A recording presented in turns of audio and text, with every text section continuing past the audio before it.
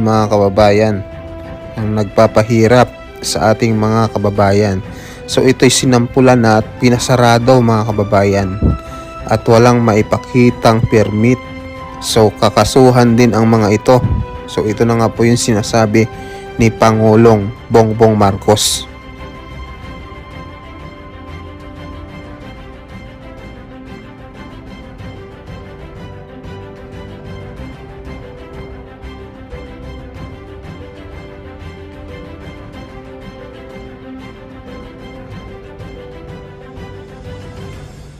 Isa sa mga dahilan ng pagtaas ng presyo ay ang mga smuggler, mga hoarder at mga nagmamanipula ng presyo ng produktong agrikultural.